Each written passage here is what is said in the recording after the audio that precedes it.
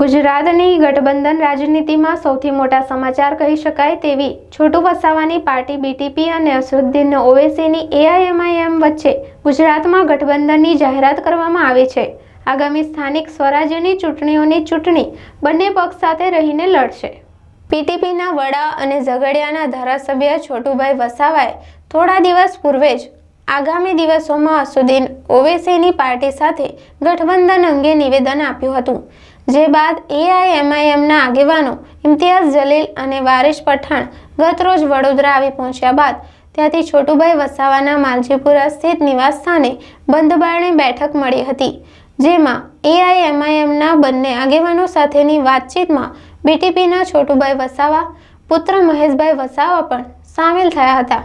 જે બાદ બંને પક્ષના નેતાઓ દ્વારા ગઠબંધનની જાહેરાત કરવામાં આગામી સ્વાયત્ત સંસ્થાઓની ચૂંટણીમાં બંને પક્ષો ગઠબંધનમાં લડશે તેવી જાહેરાત કરવામાં આવી હતી। ગુજરાતમાં ભાજપ અને કોંગ્રેસને જાકારો આપવામાં ગઠબંધન જરૂરી હોવાનું છોટુભાઈ વસાવાએ જણાવ્યું હતું। કોંગ્રેસ અને ભાજપ બંને બંધારણના આદિવાસી સહિતના કચડાયેલા વર્ગને અધિકાર આપતા ન હોવાનો પણ તેમણે આક્ષેપ કર્યો હતો। ઇમ્તિયાઝ જલીલે બીટીપી અને એઆઈએમઆઈએમ સાથે રહી ગુજરાતના દબાયેલા લોકોનો અવાજ બનશે તેમ જણાવી તેમની પાર્ટીની કામગીરી વર્ણવી હતી। ભરૂચ અને નર્મદા જિલ્લા પંચાયતમાં કોંગ્રેસ સાથે ગઠબંધન તોડી છોટુભાઈ વસાવા હવે ઓવૈસીની પાર્ટી એઆઈએમઆઈએમ સાથે જોડાયા છે। તેનાથી ભરૂચ જિલ્લા અને ગુજરાતના રાજકારણમાં એક નવા ગઠબંધનની શરૂઆત થઈ રહી છે, ત્યારે તેનાથી ભાજપ કે કોંગ્રેસને જાકારો આપવામાં કેટલી સફળતા મળે છે તે તો ચૂંટણીના પરિણામ બતાવશે, પણ ઓવૈસીની બીટીપીના સહારે ગુજરાતના રાજકારણમાં એન્ટ્રી જરૂર થઈ રહી છે તેમ કહી શકાય। कि जो सांसद है जलील साहब और पठान साहब माजी एमएलए है महाराष्ट्र के, पधारे हुए हैं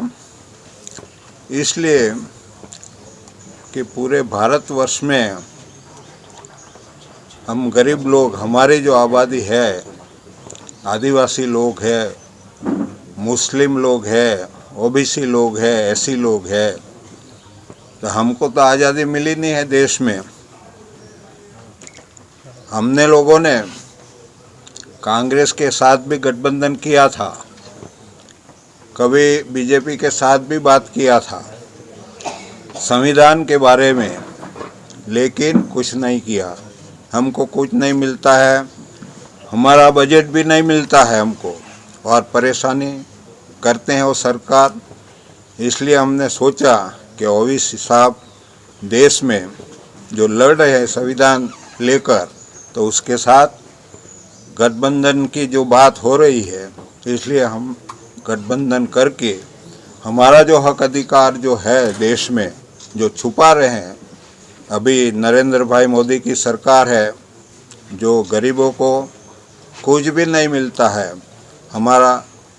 इको सेंसिटिव जोन बनाया है और 121 गांव जो है उसकी ज़मीन छीनने की बात है। स्टैच्यू ऑफ यूनिटी बनाया है, इसमें 70 गांवों की ज़मीन ले ली है, और होटल मोटल बना के बाहर के लोगों को डालना जो मांगते हैं उसका हम विरोध कर रहे हैं। देखिए, पिछले कई सालों से गुजरात की जनता और विशेषकर गुजरात के युवक ये लगातार आए दिन हैदराबाद जाते थे और ओवैसी साहब से यही ख्वाहिश जाहिर करते थे कि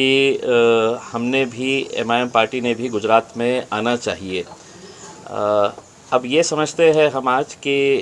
एक सुनहरा दिन इस वजह से मान रहे हैं कि वो ख्वाहिश आज गुजरात की आवाम की पूरी हो रही है, और हमें खुशी इस बात की है कि हम जिसके साथ यहाँ पर आ रहे हैं उनके बारे में जितना हमने पता किया, ऐसा नहीं है कि कोई पार्टी ओवैसी साहब के पास आई और उन्होंने कहा कि गठबंधन। हमारे लिए बड़े फ़ख्र की बात है कि छोटूभाई वसावा साहब जिन्होंने अपनी पूरी ज़िंदगी एक मिशन के तहत लगाई है,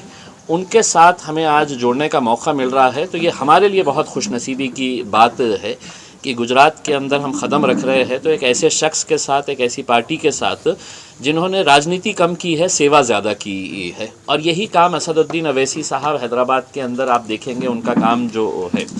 और हमने ये नोट किया है कि जिस दिन से ये घोषणा की गई थी छोटू भाई वसावा साहब की तरफ से। असदुद्दीन अवैसी साहब ने जब ट्वीट किया था कि हम गुजरात में आ रहे हैं, तो जो उत्साह लोगों के अंदर हमको देखने को मिल रहा है, जो रिस्पांस लोगों के अंदर देखने को मिल रहा है, मैं तो कई सारे राज्यों के अंदर जाता हूँ, मैं आज ये समझ सकता हूँ कि मुझे ऐसा लगता था कि महाराष्ट्र में बहुत ज़्यादा उत्साह है, फिर बिहार गए तो ऐसा लगता था बिहार, लेकिन आप गुजरात में अवैसी साहब नहीं आए हैं, अभी तक नहीं पहुँचे हैं, उसके बावजूद जो उत्साह है, तो यकीनन लोगों की एक ख्वाहिश थी कि एक ऑल्टरनेट के तौर के ऊपर कोई ना कोई यहाँ पर आए। हम ये समझते हैं कि आज तक जो गेम होता है, ये कुर्सी होती है और कुर्सी के अतराफ में है तो खेलना पड़ता है, म्यूज़िक दबाई जाती है, जो कुर्सी के ऊपर बैठा हो वो सत्ता में, तो सिर्फ दो ही खिलाड़ी खेल रहे थे। कभी कांग्रेस वाले जाके बैठ जाते थे, कभी भाजपा वाले जाके बैठ जाते थे, और कई लोगों की ये मजबूरी थी कि हम इनको नहीं देते हैं तो चलो इनको दे डाले करके, इनके पास कोई ऑल्टरनेट नहीं था। तो अब हम समझते हैं कि AIMIM और BTP एक साथ में मिलकर आएंगे तो एक बहुत ताकतवर एक हमारा अलायंस रहेगा, और अच्छे इश्यूज़ के ऊपर है तो हम आगे की जितने भी चुनाव रहेंगे